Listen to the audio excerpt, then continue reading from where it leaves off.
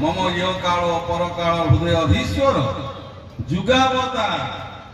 धर्मावतार चिर सुंदर अभिन्न सुंदर से जगत गुरु ठाकुर श्री चरण कमल आहूम साष्टांग दंडवत प्रणाम। शांति आनंद आश्रम पीठेश्वरी माँ भगवती पूर्णमास देवी तथा समस्त श्री अचित श्री विग्रह श्री चरण कमल साष्टांग दंडवत प्रणाम। परम पूजा आचार्य देव और भगवत गोष्ठ सकल महात्मा मान समेत आज डमणा भुवनेश्वर डमणा आयोजित श्री अभिराम भक्त गोष्ठी तरफ सनातन धर्म संघ उपवेशन कर पूज्य आकर्षणीय सदानंद सरस्वती महाराज तथा पूज्य अंतर्जीव दास महाराज तथा अन्य संत मान पाद वंदना करने संगे संगे से शांति धाम करबला धाम पवित्र क्षेत्र श्री क्षेत्र गुरु क्षेत्र से पवित्र धाम और पवित्र रजक मानसिक स्तर में मस्तक धारण कर सभा शेष में स्थानीय भुवनेश्वर समस्त देवादेवी को भक्तिपूत प्रणति जन भक्ति पुष्प अर्पण कर आज भगवत कथा आम आरंभ करने जाऊँ। उपस्थित हरिकथा पिपासु हरिभक्तगण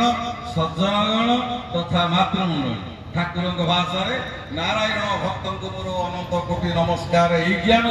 समस्त जोड़ हस्त विनम्र प्रणति जन आशीर्वाद कामना करी आज संध्या अधिवेशन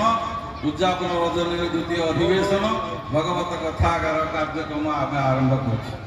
आनंदर कथा सुखर कथा आमर कार्यकारण संपर्क 7टा बेले आमर कार्यक्रम हरिकथार कार्यक्रम आरंभ थिला विभिन्न प्रकार भक्ति संगीत गान तथा प्रभु षोडशोपचार पूजा दैनंदिन पारंपरिक रीति अनुसार आम अधघंटे प्राय विलंब हो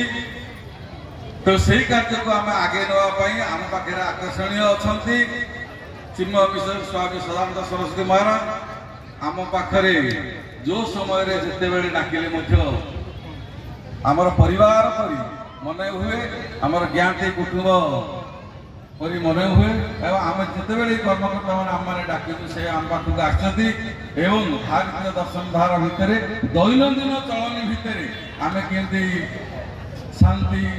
परिवेश शृंखलित हवा जीवन यापन करवा नैतिकता जीवन यापन करवा एवं आध्यात्मिक जीवन के अनुभव करवा परिवार की सुख समाज केमती सुख रहा आम केमती शृंखलित हवा से आमको दिग्दर्शन भल भाई दे आठ गड़े